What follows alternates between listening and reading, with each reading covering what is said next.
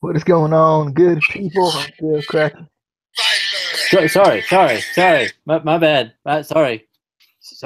was about to say I'm still cracking up over the Rusev Day song. If you haven't looked that up, be sure to look that up. It's the greatest thing ever.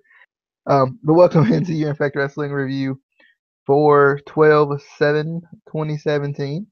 Um, I I thought this was a pretty good show. Um, I enjoyed it for the most part, especially the matches that went. I definitely enjoyed it. Casey, any overall thoughts on the show?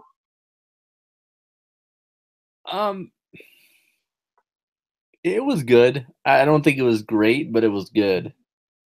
Yeah. Um, Also, if you haven't already, check out our discussion about its impact going back to its going back to its roots. Um, it's done, pretty well for what it's worth. Even got some feedback on it, which was nice. Even in some groups I posted it in, got a little bit of feedback on it. So it was definitely interesting, and an interesting discussion. But into the review, I know there was a video package kind of wrapping up everything and kind of letting you know what was going on, all the different feuds.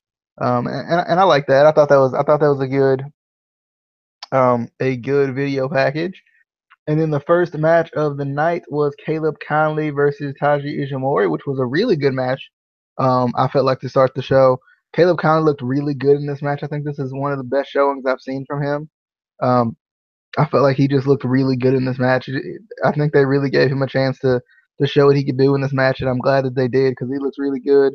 Um, Obviously, Ishimori looks good. He always tends to look good in his matches as well. Um, Other than that, I just thought this was a good match. I just enjoyed the match.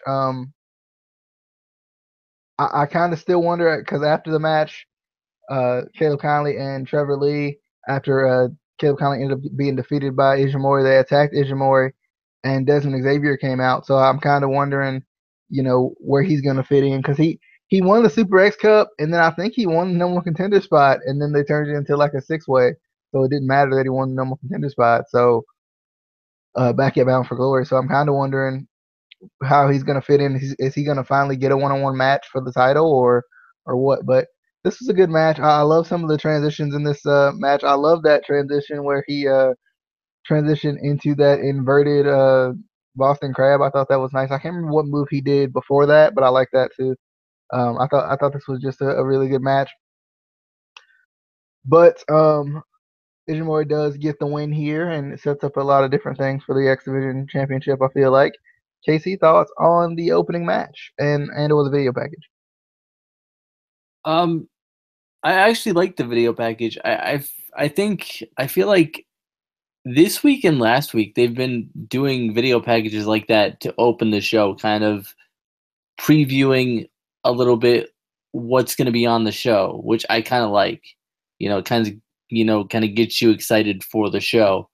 Um, I definitely thought this was a good match. Anytime you put Ishimori or Caleb Connolly in a match to open a show, you're bound to get a good match. You're bound for glory. Somebody get this man. I'm sorry. I'll go play the Rusev Day song. Um, but yeah, I like the match. I hope they're starting to kind of push these guys a little bit more on their own. Not I mean, Caleb Conley not necessarily on his own because he's still, teamed with Trevor Lee, but I want to see them kind of focus on him a little bit more. Yeah, Kind of I mean, let it and to two, I feel like we've seen a lot of like X Division spotlight type things, like where like we've seen the X Division a lot more. I just think there needs to be a little bit more, pushing of stars within the X Division because I think we've seen we get a chance to see different matches from the X Division every single week. I feel like, and that's been a more consistent point recently, especially from Impact. But I think at the same time, I think they do need to push some of these guys a little bit more. Like, I felt like Matt Sydal was one of those guys that they were pushing really hard at first, and then For whatever reason, he went for the world championship, and he never really got that chance at the X Division title. He did get it at Bound for Glory, but Trevor Lee ended up retaining, so it didn't really matter. It wasn't like a one-on-one match or anything. Do you feel like that? So you feel like they're giving you X Division matches, but you don't. Sometimes they don't always push people. Yeah, I was just actually thinking about that with like guys like Ishimori. Like, yeah, they put him in matches, but I almost would like to see his character developed a little bit more. And I don't know too much about Ishimori, like if he speaks English or anything, but I would, I would love to see him like put like a manager with him, or put him in a tag team where you know his either his manager or his tag team partner can kind of speak for him, and kind of so we can kind of get to know him a little bit more, because obviously we know guys like him are great wrestlers, but we don't really know much personally about him to build up a character, or build up you know why I personally want to be invested in this guy. You know what I mean? Um, and I think that would be another way to kind of. I know there's been rumors of a 6-man tag title coming in, or an X Division Tag Team Championship coming in. I think that would be something cool to add too. Put him in a tag team, and have him go for like an X Division Tag Team title or something like that. Just something where you can push more than one of these guys, because at the end of the day, it's still the main person, the main people getting pushed are the ones in the title picture. Not as much, Impact does have non-title storylines and feuds, but I feel like they still don't get pushed as much as like the title feuds. Yeah, I definitely agree. Moving on into the Knockouts Championship tournament, the other first round matchup that we had, which was Ali, Rosemary, and Sienna going at it. I thought this was a good match. I liked it. I feel like this is the best Ali's looked in Impact ever, like period. Um, I felt like really like I felt like this is the best she looked, especially once she got a chance to be in there on her own. Um, not to say she ditched the Ali persona a little bit, but it was a little more of her being a little more aggressive and a little more smash mouth when she was in there, and I think that helped her a lot. She looked really good when she was in there. Either it be with Rosemary or just with Sienna. Like I feel like she did a really good job in this match, and I think the character development for her, we said it before, but I feel like it's been really good because it had to be gradual, but because of the way they brought her in, and I think now we're finally getting to see what she can do fully. Um, I definitely feel like I, I definitely feel like Sienna and Rosemary look good in this match, but I felt like Ali was the kind of the star of this match a little bit, just because I don't think we've seen her look that good, in as she did in this particular match. But uh, Rosemary does end up getting the win off the Red Wedding on Ali. And like I said, I just thought this was good. I just thought it was a solid match. I'm excited for next week, even though I already know who won, thanks to somebody. Um, but I already know who won. But still, like I'm interested to see where it's gonna go, to see how that plays out as well, knowing what I know, I guess. Casey, thoughts on the other triple threat match in the Knockouts Championship tournament? It's not my fault. It's not my fault. It's not. It's not my fault. That it's not. Um, I love this match. I definitely, I loved Ali and Rosemary in this match. To me, and it felt more like, to me, like Ali versus Rosemary, and Sienna was, occasionally in there. It really it felt like it was focused on those two to me, and I definitely like kind of the dynamic between the two, because you know, and commentary kind of touched on they're friends, but you know, when the title's on the line, you know, friendship goes out the window. And it really showed with Allie. Like, you know, she held her own. She wasn't backing down, which I definitely liked. I like that Rosemary did win with, you know, the match that it sets up, Rosemary versus Laurel. I definitely am, even though I know who's going to win, I'm still excited for that match just to see kind of how they interact together, how they work together, those two characters kind of going at it. But definitely a good match. I liked it. Alrighty. Moving on. Let's see. We had. Of course, my Impact just my connection went away, so I'm gonna have to really dig deep into my mind here. And my computer restarted itself, so my notes are gone. But I think we had was it the Sami Callihan, OVE against Canada, pretty much what that segment was. Yeah. Yeah, Casey and I had talked. Kind of, he mentioned this to me. He was like, why is OVE against Canada, and now they're the heels, and then LAX are the faces, and then, you know, like it was kind of weird because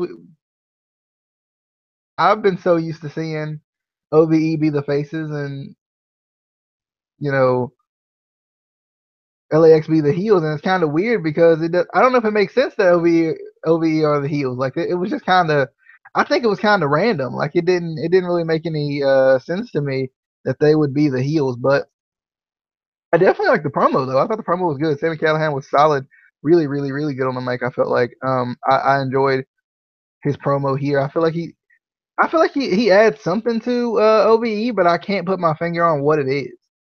For whatever reason. Like I really think he does. I really think he does add something to OVE, but I don't know what it is. Like I don't know if it's like another like edge because they already were edgy before, so I don't know what to say. But they were kind of just making fun of Canada and talking about how Canada is this terrible place and kind of talking about the city getting the heat or whatever. And was it TDM? That's their names, right? Wait, what was OVE two, talking about again? let's talk about Canada. What about Canada? It was how Canada sucks. It's awful. It's the worst. Thank you. I just had to send that to Sarah. But they was talking about how Canada absolute worst, terrible. It's not good. It's terrible. But I think it was TDM or it might be TMD. I can't remember. It was TDT. TDT. Okay, yeah, that's right. The two Andrades, they came out. I don't care what anybody says. Like two Andrades. The two Andrades came out, and they was kind of defending Canada. And then as OVE attacked them, then LAX comes in and helps them out. So LAX is now the heels, and we the white peel because sorry. It's got to be. If you don't say it every week at least once, like I mean, like what is you saying, you know? But anyway, Casey, thoughts on this this not match, but this segment, I guess.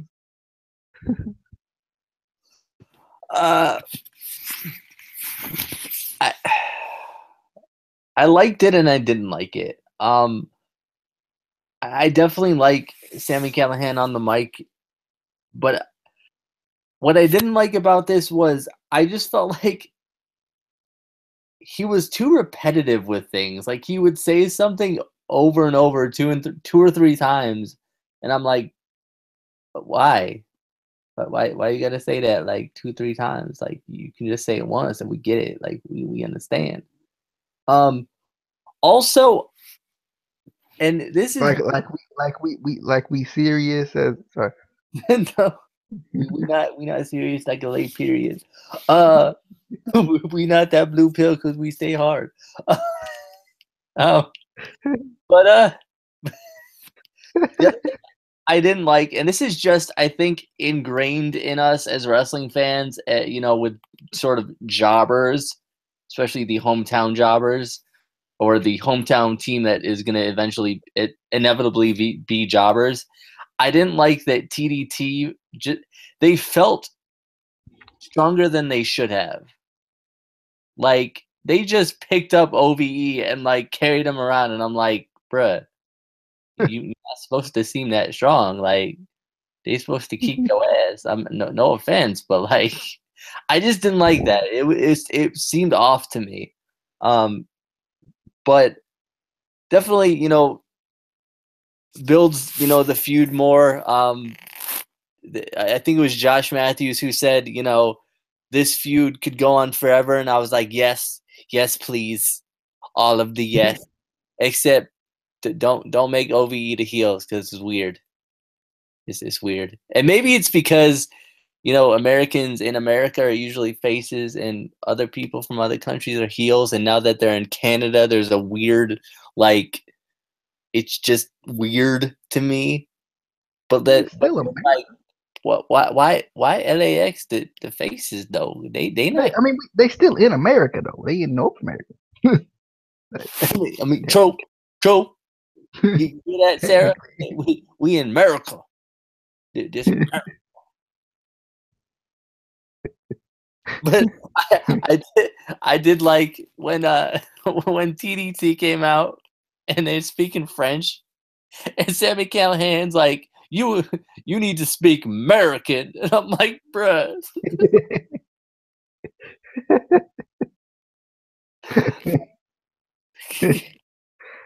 America. Yeah, Sami don't care.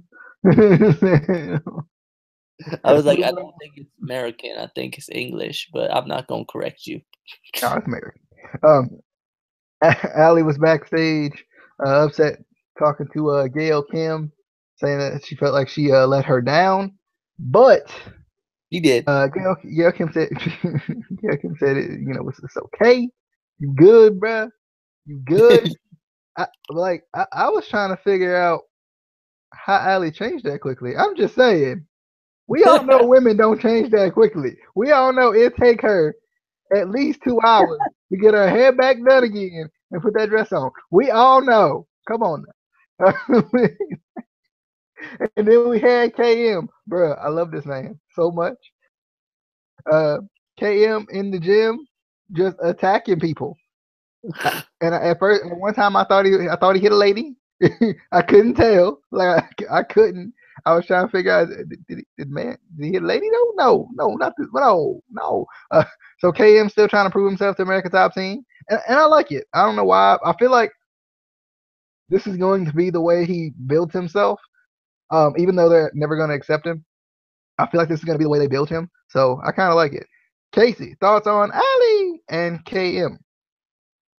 I do miss. Are you calling me a liar though? Like I missed that part. You need to bring that back. I mean, Addie, Gail, a real heel. She lying to Allie. We know Allie let it down. We know. You just you gotta tell her the truth. You gotta tell her the truth. Say you let me down, and you need to make it right. You need to make it right, Allie. You need to make it right, girl. But I thought it was ironic that KM happens to go into a random gym that happens to have professional wrestlers in it. Because I mean, they took the bumps right. They took the spots right. Just random people don't do that. I'm just saying, like he picked the right gym. He did. He picked the right gym. But you can't be going in there. They be lifting heavy weights. They could hurt themselves if you hit. You can't do that though. Can't do that. They gonna cost the Curdy. Curdy. All right, moving on. We got LAX in the clubhouse. They said something about serious, like they said all that stuff they always say. And then we had Chris Adonis, Drake backstage talking about their match. I feel like Chris Adonis felt a little bit better on the mic tonight. You probably don't, but I did. I don't know why. Like it just felt different. I don't know what it was. It felt like he was more confident or something. Or maybe he actually said some words that I was interested in. I don't know. But obviously Eli Drake, as usual, A1 on the mic. What else would Rabbit say? I'm trying to think of Rabbit words because I don't know what Rabbit is. So I'm trying to fill in. I can't remember what he would say. A1. Uh, I don't remember the other one. He usually have one more for mic work, but but I Platinum, just, platinum on the mic. but yeah, you're right. Platinum, A1 platinum. But I definitely I liked it though. I thought it was good. I mean, Eli Drake, the only dude in wrestling that you have to listen to, is a fact. Like it's a fact, and that's not an insult. That is just a fact of life. It's just how it is. Casey, thoughts on Chris Johnson, Eli Drake's promo, and LAX being serious? Sorry, it was. Chris sucks. He sucks. He's terrible. He sucks. I tried, man. I tried, Chris. I did. I really did. he the worst. Yo, Eli, he good. He good though. He good though. And He platinum, but he won. Things, people don't, give Eli Drake credit for being as polite as he is, because he just don't talk to you. He says, "Hey, let me talk to you." He polite about it. He said, "Hey, let me talk to you." He doesn't just start talking to you, because I hate that. I hate when people come up to me, they just start talking to me out of nowhere. They don't say, "Hey, let me talk to you," and I go, okay, talk to me. And I like that Eli Drake does that. He does that, and he, Dude, I love, I love the hold the mic up so I can stand tall.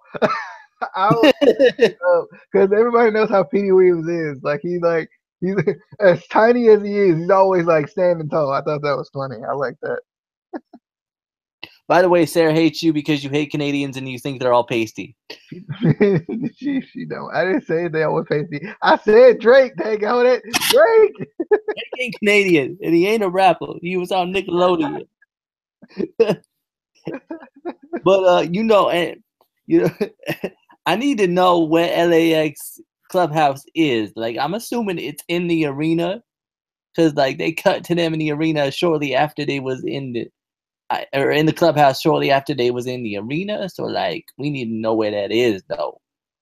We need to know. I mean, it can't be in Mexico because they won in Mexico. That's not how it works. And it looks exactly the same as the one in Mexico.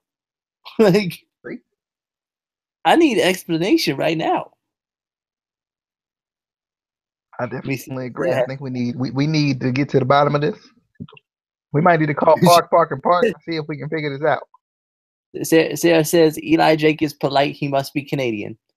He's not. And that's not an insult. That's just a fact of life. We got Matt Sydal going up against EC3 for the Grand Championship.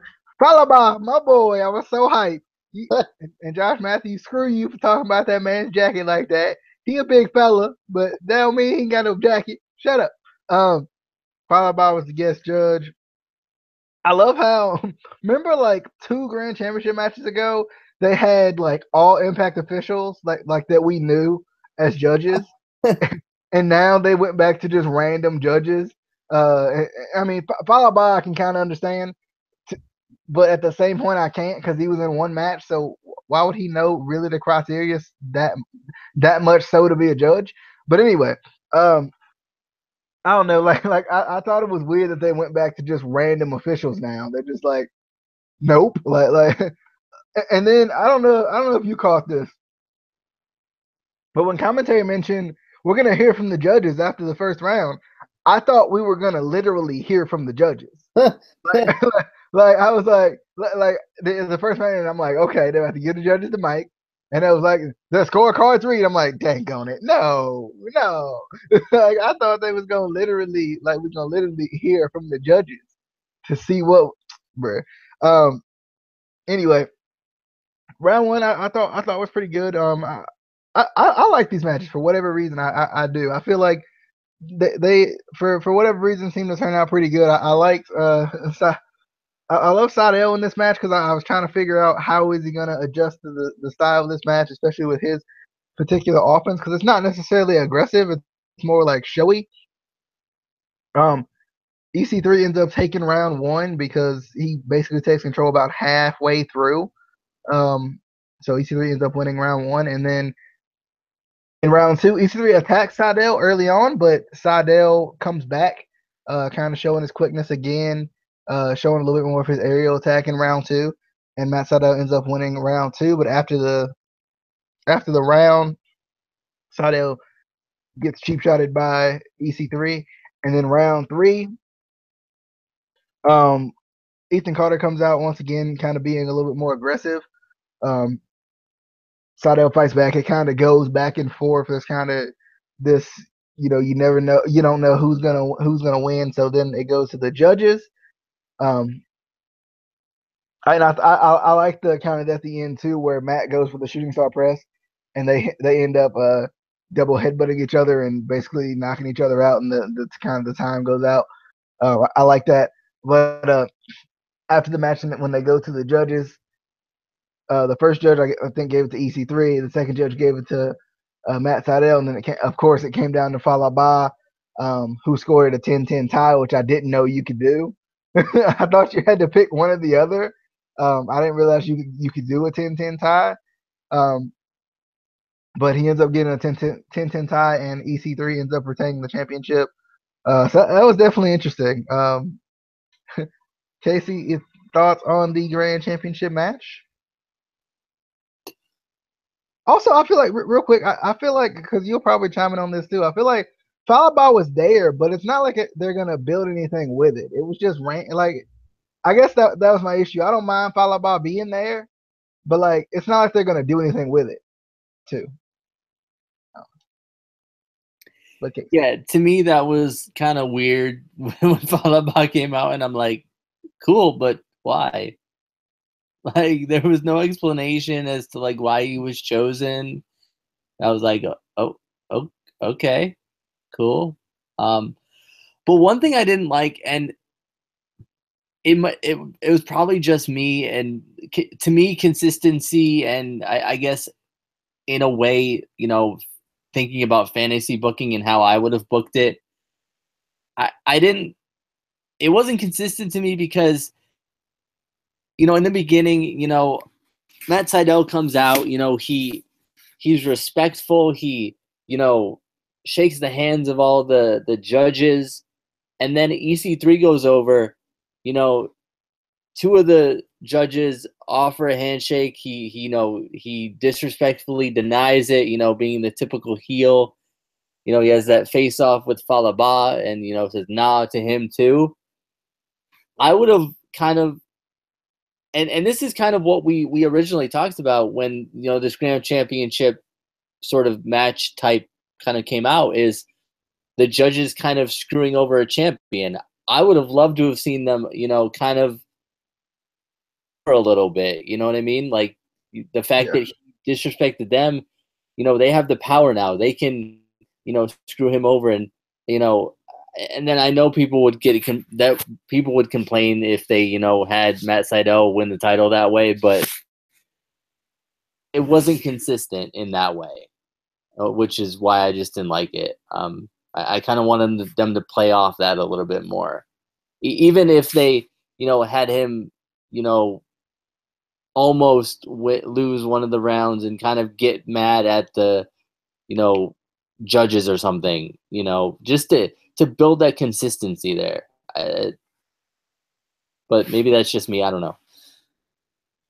Yeah, I don't know. Like we talked about this before, especially when this first started. We were kind of wondering how our storyline's going to fit into this, and I feel like this is the first time a storyline's actually fit into this.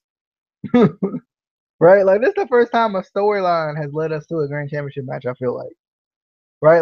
Like where the opponent wasn't just random. Did you feel like that? Well, now the judge is just random. What'd you say? Well, now the judge is random. Yeah. Yeah. Well, I mean, but they were always random except for like one time, which I was excited about. I was like, yeah, finally know who the judges are. Obviously Impact officials would know, you would think would know the rules and know how to judge the the contest, and then I don't know. Anyway, that was weird. But anyway, uh, we had a new Park and Park ad, which was the greatest thing ever. I thought it was hilarious. Um, I love the parks. I love them. They make me laugh. I love how he was like, "There's no warning," and then kicks the sign away. I thought that was funny. Casey, thoughts on the new Park and Park ad? Uh, I love it. Like he's like, have you or a loved one ever had a broken heart, literally or figuratively? And I'm like, and then the one was like, have you or a loved one ever lost a testicle? And I'm like, bruh, like, come on, no. I mean, I definitely love these Park and Park segments. The only thing, and this is another consistency thing, and it's not something that I would want them to change anyway, because I love how it's kind of goofy and weird, but consistency, it doesn't make sense to me that a couple weeks ago, Joseph Park turned on Grado and was kind of a heel, and now he's just automatically back to the goofy, lawyer. It just, Yeah. there's a little bit of lack of consistency there to me. But like I said, I love these segments. They need to keep doing them. Call that number. It's a good time. Call that number. Do it. Moving on, we had Moose and James Storm versus Lashley and Dan Lambert. This was I was interested in this one just to see what Dan Lambert was gonna do. I love Dan Lambert wrestling in no shoes. I thought that was funny. Kind of him being out of his element a little bit.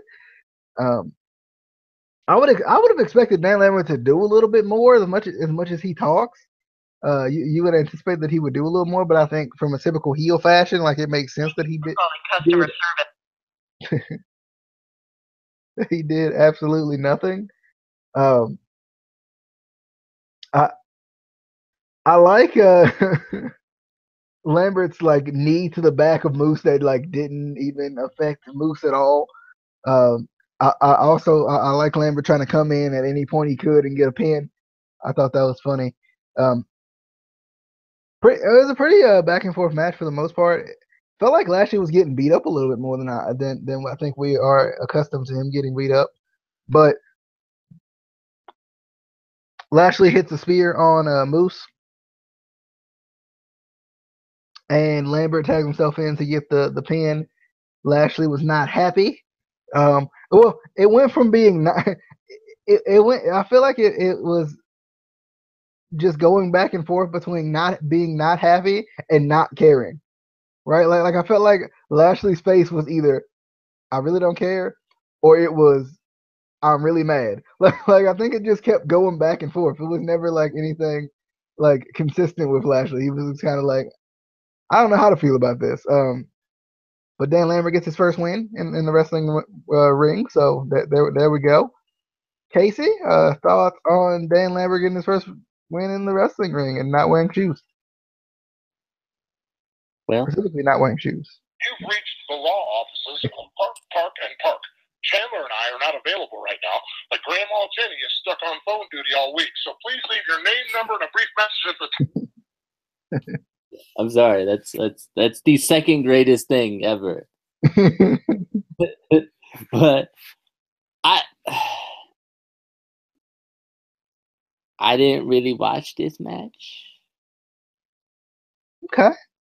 But I mean, I like and I sent you the snap of I forgot the dude's name with like the neck brace and like the bandages all of it. Like he could come out next week in like a full body cast. I thought it was funny he was wearing wrestling tights. I know. I was like, you still wearing wrestling tights? Like are you trying to get beat up? Like, bruh. But I did like, Dan Lambert coming in and kind of stealing the pin at the end and kind of, kind of planting the seed of maybe kind of breaking up with or kind of planting the seeds of something, an issue in American Top Team, So KM gonna take Lashley's place. That's what they setting up, right? Probably with the way the Impact books sometimes, probably. Are you calling him a liar? I need these segments back. It was great. Hey, stupid. Sorry. We had the Johnny Impact Petey Williams interview. I mean, it was okay. And then we had the main event of the evening. We had Chris Adonis and Eli Drake going up against Johnny Impact and Petey Williams. This match was okay. It wasn't too bad. We didn't get to see a Canadian Destroyer, which that was kind of unfortunate. Because I think any match with Petey Williams, you must have Canadian Destroyer every time, all the time, anytime, every time. I like the times when they tried to isolate Petey Williams, but Petey Williams fought off both of them. I thought that was cool. It made him look like an OG. I liked it. I don't know. Like I was kind of expecting Adonis and Drake to win this match, but like this is the type of match where the faces always win. So I don't know, but Johnny Impact ends up winning with the Starship Pain, and Johnny and P. Williams end up winning. After the match, Alberto El Patrón, I must say, Del Rio comes out and attacks Drake from behind, basically kind of leaving him laying. DDT on the title belt. Holding up the title and saying, this is going to be mine. Also at the same time, looking at Johnny Impact, I like that because it builds both of those kind of at the same time. Casey, thoughts on the main event of the evening? There was no Canadian Destroyer, so I don't think it was an official match. True. I think they need a Canadian Destroyer on the ring bell to ring the bell. Right. Oh God! Oh no! We ain't trying to kill the man. Like, I think that's what you need. You gotta officially ring the bell with a Canadian Destroyer on the ring bell. No, we need a Canadian Destroyer onto whatever OVE was gonna do to them Canadian fellas on the chairs. Oh God! Because whatever that was about to be was, I'm kind of glad LAX came out because. That poor fella was gonna die. I'm just saying. They did. Before he hit the chairs, he was dead. But we need a Canadian Destroyer on that. I'm just saying.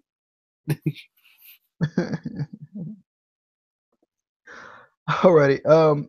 Well, that was your Impact Wrestling review. I guess we'll see you guys next time whatever we do, whether it be a discussion or the next Impact review if you only watch your Impact reviews.